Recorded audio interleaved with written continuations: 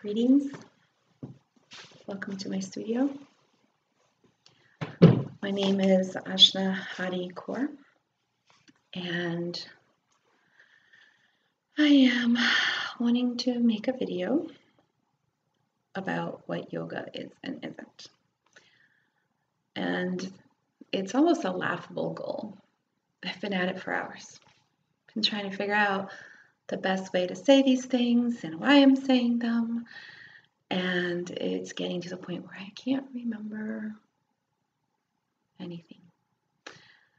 And that's actually a really neat place to be, because everything I say will just come. So I pray and hope that my words are guided, that everything I share in this video is helpful, that it is a little seed that is planted, a little seed of understanding, and I hope that by sharing what I've learned about myself and humanity today, just today, is helpful to you somehow. So, yoga. Volumes and volumes and volumes have been written about yoga for centuries. It's practically a joke that I think that I could say anything worthwhile in a short video. But the context of me desiring to make this video, I think, is really important. So, in our modern world, we are contending with yoga being seen as a very physical practice. And those of us, particularly women who practice yoga, are being seen as sexual objects. The practice of yoga is being fetishized. And that's really hurtful for those of us who, especially for those of us who practice yoga from a deeper sense of being. So in the past 24 hours, 3 or 4 men have addressed me in a way about yoga that made me feel uncomfortable, that made me feel like they were just sexualizing me through my practice of yoga, that I must be so flexible and whatever things they have going on in their minds. Previous to that, I've had a couple of women within the past few days say similar things to me, not with a sexual intention, but more of a self-limiting belief that they couldn't do it. Somehow it must be this like higher being because I practice yoga. I practice yoga because I need it. I practice yoga because it helps me with my anxiety. I practice yoga because it helps me focus. I practice yoga because it helps me stay calm. I practice yoga because it helps me be in control of the undulations of my mind. Truthfully. So, yoga, by definition, comes from the Sanskrit word that means yoke, or yoke, to yoke together, to bring together. A yoke traditionally was this wooden object that fit 2 oxen together and bound them so that they could work in unison. They could plow the field or carry the heavy thing together as one. As humans, we have a pretty shiny side and we have a dark side, right? Our shiny side is bright and beautiful, and it's all Princess of Holy Ray, right? It's all those things that we're proud of, that we're happy about. And then there's our dark side, okay? Our side that gets angry, our side that gets frustrated, or our side that has the vices. And so often we try to hide that side, put it under the rug. Put it away. It's not pretty. It's not good. So when we are in union with ourselves, we have compassion and love and understanding for that dark side too. We are one with ourselves. We accept our whole selves. We see ourselves as a whole being. Right? When we are in yoke with others, we believe, namaste, I see the divine in you. I recognize, I bow to the divine in you. We live that out. Even when those people do things that are hurtful to us.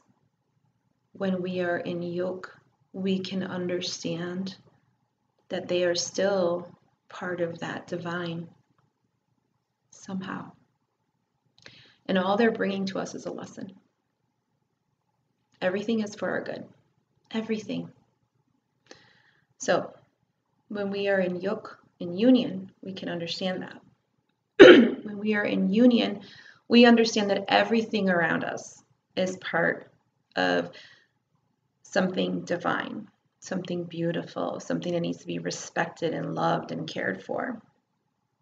So we care for our earth and we care for the things around us. Everything becomes sacred when we are in union. In Kundalini, we say Sat Nam. Sat being the root for Satya, or truth, and Nam for Namo, or highest holy name. That is our greeting in Kundalini. We say Sat Nam, we bow at hello and goodbye. And we're recognizing that higher selves of each other. When we are in yoke, we are in Sat Nam. We are in union with our highest self. We are in union with that divine, with that thing that is greater than all of us, that is greater than anything in this physical world, or anything that we can imagine. But we aim to be in union with that higher energy, that divinity. That's what technically yoga means. So yoga is the practice of becoming in union with those things. And our bodies are simply the vehicles, omkars, the vehicles for Om, the way to get to Om, to creation, to creator. It's this body is just a mode of transportation. I love that quote, just a spiritual being in a physical manifestation. I love that. It makes so much sense to me. Even as a little kid, I didn't feel like I was from here, no matter where I lived. It's not because I was born somewhere else. I was, but that's not why. It's even when I was where I was born, I didn't feel that way. I didn't feel like I belonged. And now at 40 years old, I understand that I don't belong. I am a spirit that is living in a sack made out of flesh and that is filled with mostly water and bacteria. Isn't that sexy, guys? It's not just, right? But that's what we all are. We're like water balloons filled with stuff. And there's this intangible thing that is our higher selves, our true nature, the true selves of who we are. That isn't this body. It's not my hand or my foot or my ability to like put my arms up or twist them around or whatever it is that, people think that like yoga is.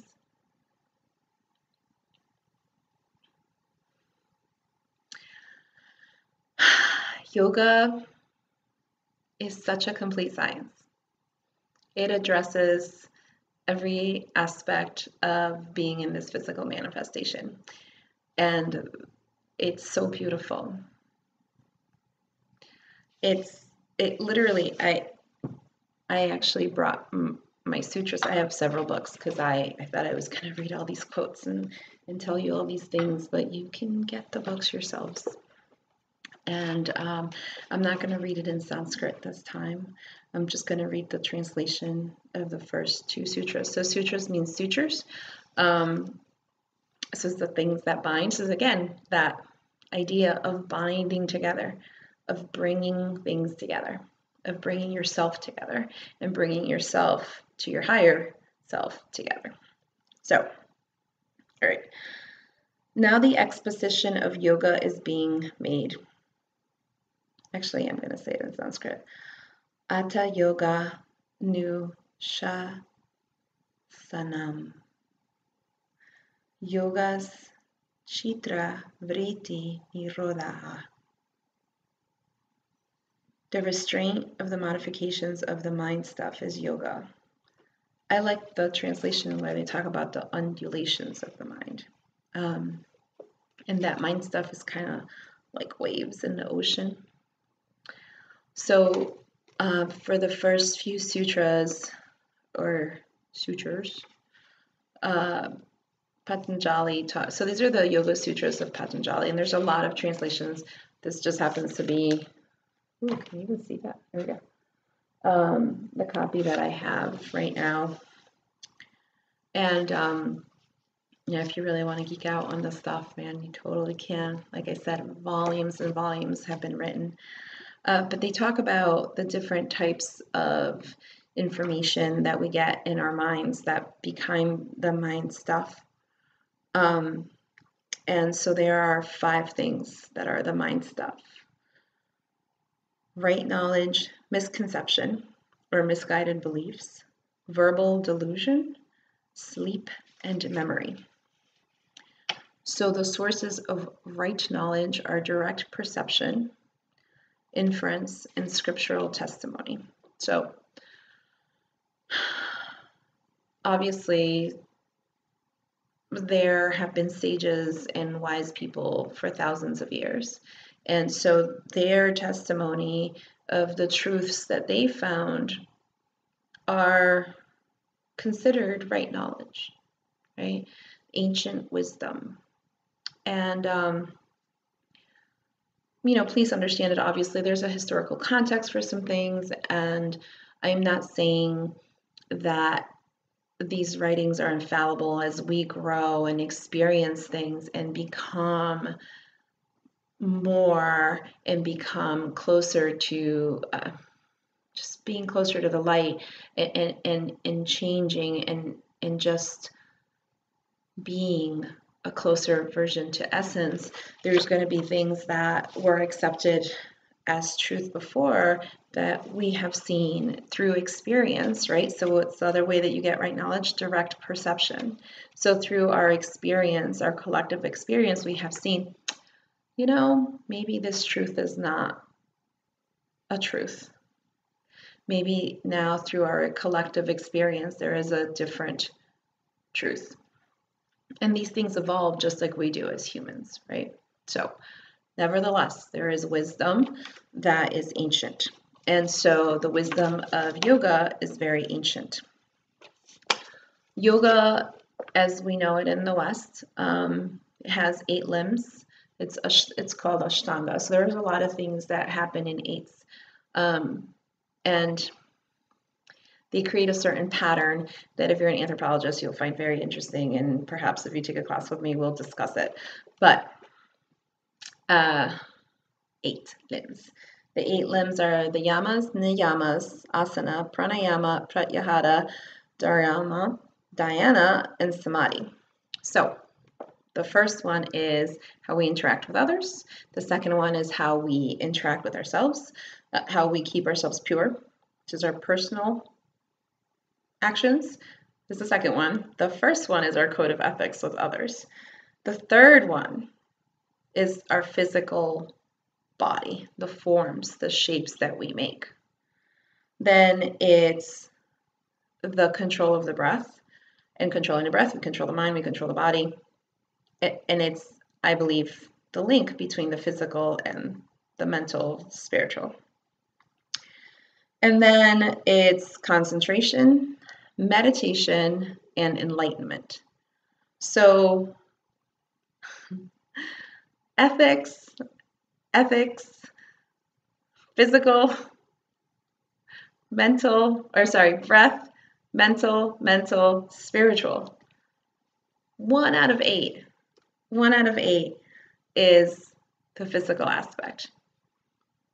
That's it. And the reality is that if you actually study the postures, you begin to understand that they're just a tool. When I'm doing back bends, I'm opening my heart. When I open my heart, I am becoming vulnerable, and I'm allowing myself to feel and making more space in my rib cage to breathe more deeply.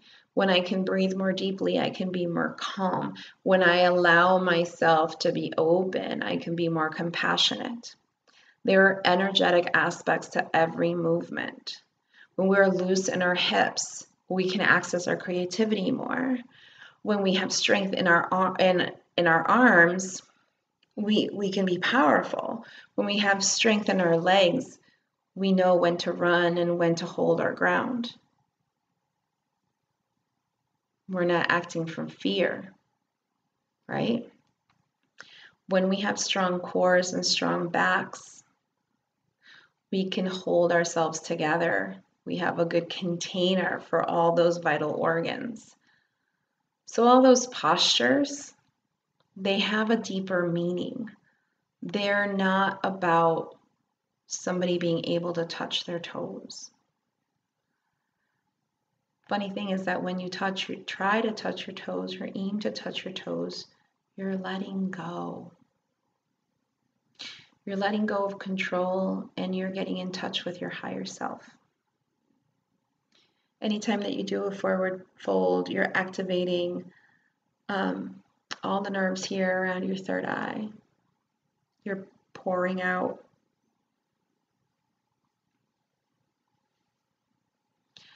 So yoga is not about how flexible you are. It's about the effort that you're putting forward in becoming one. It is the practice of oneness. There is aspects of yoga that are about what you eat, how you eat it, when you drink, how you sleep, what you do when you wake, what you do before you go to sleep, how you interact with each other, how you interact with your mother, your father, your siblings, your lover. There's so many teachings of yoga. It's not just touching your toes or standing on your head or doing funny things with your body like some circus performer.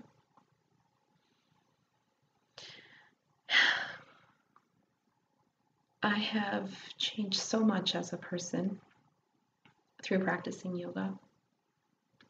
I started 20 years ago. I was in a relationship with someone who was using hard drugs, and I was 20 and I didn't know any better. I tried to help him. Of course I couldn't.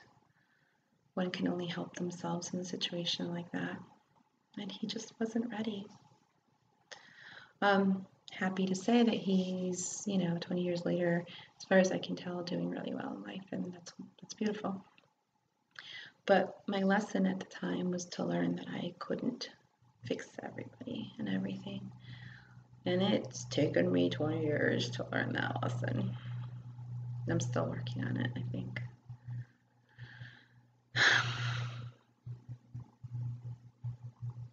Yeah. So, one of our neighbors, and she still teaches yoga. She's lovely. She does a lot of Iyengar type things in Glastonbury, Connecticut.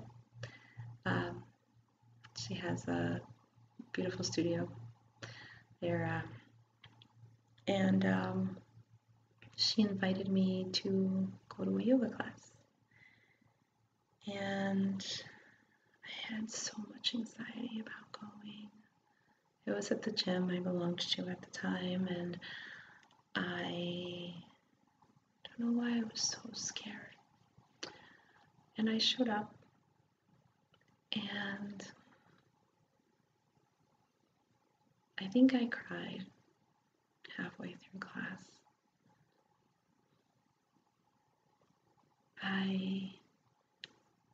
The practice of yoga, even just in that first class, helped to open up these trap emotions and I remember feeling a huge release.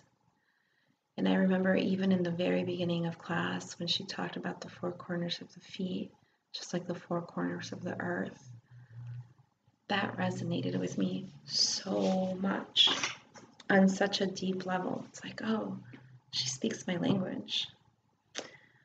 And it meant a lot to me. And then I met my teacher, Satya, who has since passed away. But she was a big influence in my life and in my journey through yoga, in deepening my practice and in making it even more spiritual than before.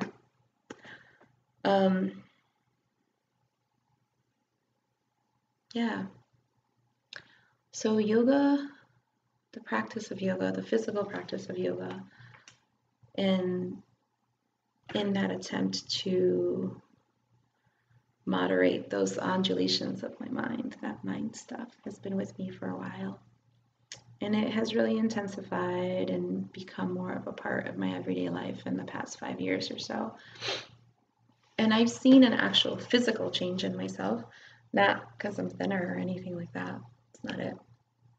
It's in my face, it's in my eyes, it's in the way I carry myself. I can now speak my truth with a lot less anger. I can take a moment to breathe and to have compassion and explain why things are upsetting me.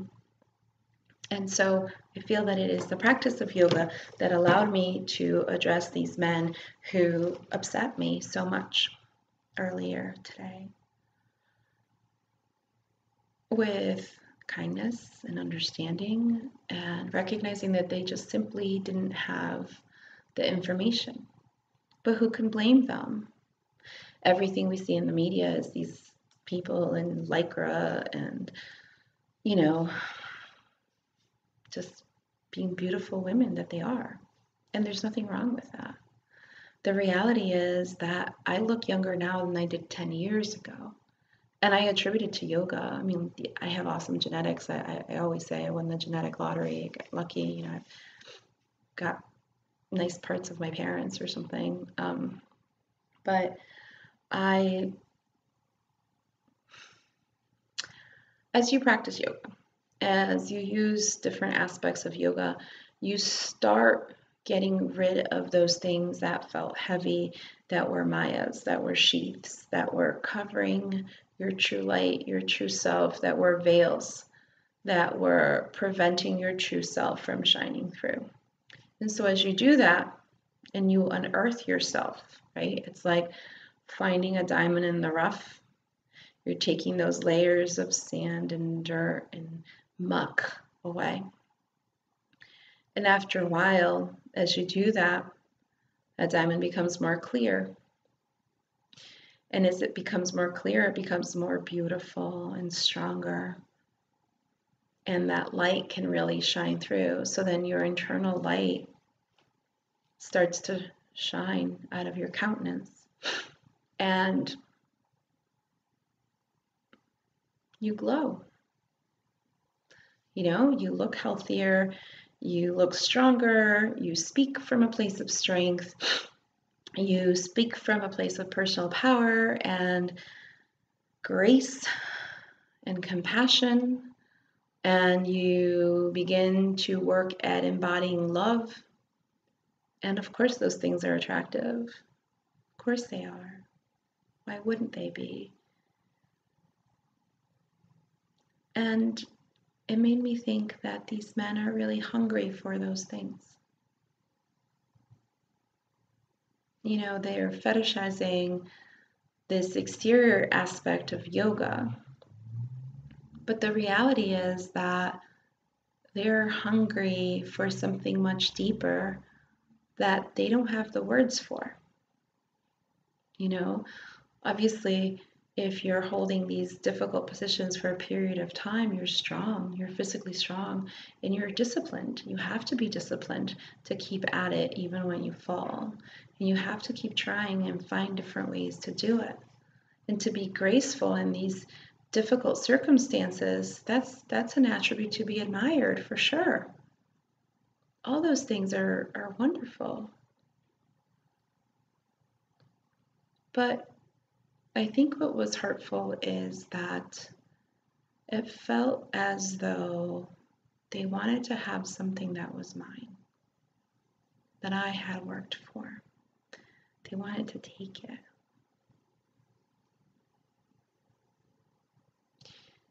And their job would technically be to protect it, right?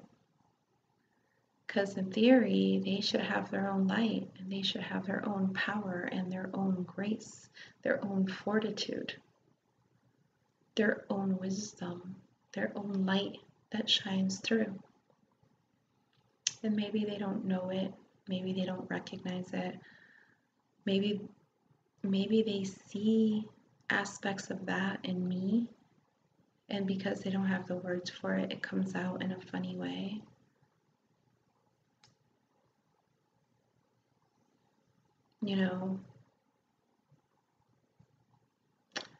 I hope that looking at it from this perspective helps men to understand why those words are limiting for them and for the women they say them to. I hope that they can see that there's a better way to communicate with women about these things. I feel that I tried really to explain these things to them in a simple way, just the definition of yoga and whole body science and blah, blah, blah, and all that stuff. But then I realized that it wasn't enough, that I hadn't said enough. And I couldn't figure out why I felt that way, because certainly there's been other times when men have said these things to me, and that's how I've dealt with them, and I just kind of blew it off, and that was that. And I was reminded by Kai Pacha in the Paleo report that Lilith is in the North Node. And Lilith is the original female who would not be subjugated. She is the mother of healers. She is Kali. She is fierce protector. She is like a wild storm in the middle of the ocean that you just cannot control. So I realized that what I needed to do was be angry. That it was okay that I was angry and that I was upset and frustrated, because that is where Kali was born from. She was born out of Durga, which in the Hindu pantheon is analogous to Mother Earth. And she was born out of Durga's third eye.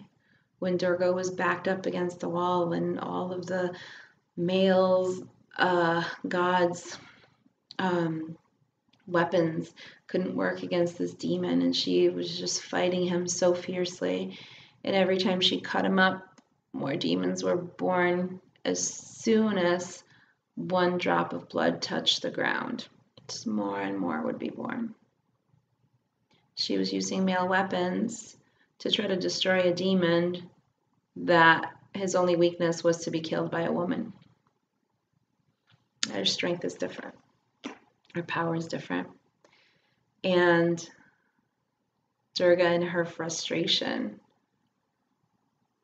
in a fierce desire to protect all of humanity and all of creation, gave birth to Kali. And Kali ate those demons up she lapped him up. She came out berserking. That's Kali. That's that goddess that you see. And I've loved Kali ever since I was in middle school or ninth grade or around that age. I had to do some world cultures kind of thing, and I picked her. And I saw then how misunderstood she was. She wasn't bad. She wasn't dangerous. She was a protector. And so out of my anger, out of my frustration, came this desire to want to make a video about what yoga is and what yoga isn't. And had I not been upset, I don't think that I would have made this video. And I think there's something really neat about that. And I think had I not been so upset, I wouldn't have taken the time to think through my words so thoughtfully about wanting to describe yoga to the world. And I wouldn't have come to the realization that these men weren't bad, or even their fetish, their sexualizing of yoga was necessarily bad, but rather a symptom of a hunger, of a need that was unmet and that continues to be unmet. And in their lack of understanding, in their lack of information, in their lack of knowledge, they said things in a funny way. And so my hope is that by talking about this, that it gives people information and a greater context of why we would get upset, and that yoga's not if I can put my foot behind my head, which I don't think I can anymore. I used to be able to. Yoga is accepting that our bodies change. One day I could do one thing and the next I can't because my body's in a different place, and that's okay. Yoga is working through that. Yoga is waking up every day and realizing that there's work to be done. There's a work that is beyond the sort of everyday stuff, but that we can also, in that everyday thing, whether it's washing dishes or mopping the floor or working wherever it is that we work to make a living, that we're finding joy and that we're finding ways to dedicate ourselves in practice and in being our best selves while we're doing that thing. That's also yoga, because we're controlling our mind, we're controlling our thought patterns. We are deciding what we want to do and express in that moment. So this whole entire thing that was born out of frustration, out of anger, out of a deep, deep desire to want to protect something that is very sacred to me, something very special to me that has completely changed my life and that has made me a better person, is how this video was born. And I really hope that the things that I've shared and what I've tried to explain has helped you understand a little bit about yoga and the practice of yoga and becoming one, becoming whole, becoming one with ourselves, being yoked to ourselves, becoming one with all of the rest of humanity and all those around us, and understanding compassion of correcting the undulations of our mind or separating ourselves from the undulations of our mind so that we can have more peace and grace. And when we're doing the physical practice, is recognizing that we can be grace under fire. So even in difficult situations, we can breathe through them. We can understand them, understand what is needed, work at becoming what is needed, right? all of those things that we do with our bodies have a deeper energetic meaning. Our code of ethics, how we treat other people, that creates a more beautiful, more peaceful world. And it's part of respecting the divinity in others, that we are each sacred beings. You are sacred. I am sacred. Everyone's sacred. There is, how we interact with ourselves. So respecting our temple, helping our temple, becoming pure in what we eat, what we see, what we consume. And then our physical practice, right? Our breath practice, the bridge between the physical and the mental. Single pointed concentration, which is the mental. Meditation, which then becomes the bridge between spiritual and mental. And then samadhi, enlightenment, which is pure spirit. So those are the 8 limbs of yoga. Those are some of the ways in which we might experience them in our everyday lives. And yeah, there's so much you can read about it. The sutras are great if you're interested in knowing a little bit more about how Hatha Yoga and Vinyasa came to the West. You can read Light on Yoga. There is also, in Kundalini Yoga, was brought to us by Yogi Bhajan, my teachers, Ravi and Anna Singh. They just wrote a book on Kundalini Yoga, and they're just wonderful people that have been doing this for a while and have a really nice way of explaining the teachings. So I definitely would recommend that you look into it and read about it. There's so much online, and I hope that you can come back and maybe hear some shorter videos.